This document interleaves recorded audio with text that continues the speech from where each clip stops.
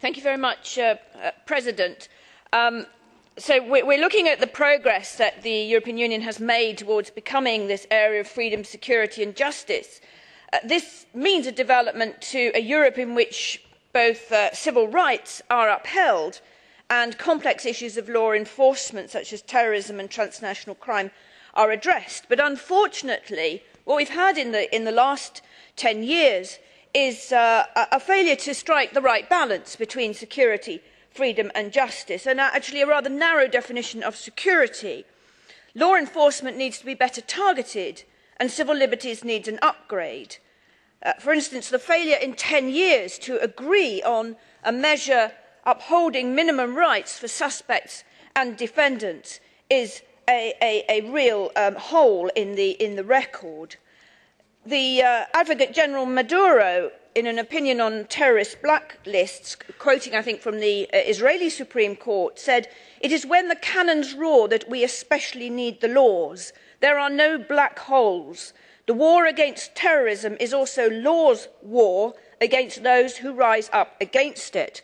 It's a pity that the Council and Member States didn't bear that in mind in considering our report from the Temporary Committee on Extraordinary Rendition. We have had no substantive response to that report.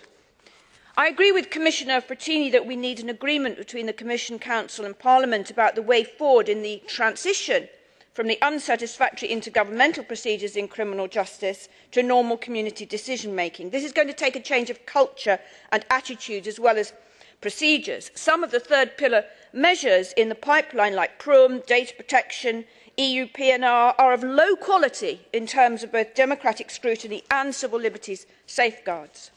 A lot of confidence is being invested in technological projects, either of exchange of data between member states or of construction of new EU databases.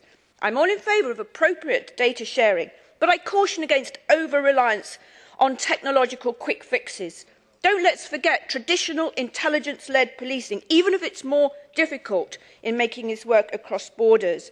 It should not be relegated to a secondary effort in the light of the dazzling allure of databases, because this raises big questions of data protection and data security. I've asked Commissioner Frattini to consider doing a green paper on whether our regime of data security is adequate, particularly in the light of the scandalous losses of data in the UK. He has declined so far. I hope he might reconsider. And also, can he consider the need for that in the light of the route of profiling that we're going down? Commissioner Frattini doesn't acknowledge this, but the UK government does quite openly say we're doing profiling. Let's have a debate about what safeguards we need. Finally, on the UK opt-out, I think colleagues in the Parliament might appreciate, and certainly I as a British MEP would, to have some idea of what the UK strategy will be in the use of the opt-ins, opt-outs, because I think that would be quite helpful in making clear that the UK intends to engage positively in justice and home affairs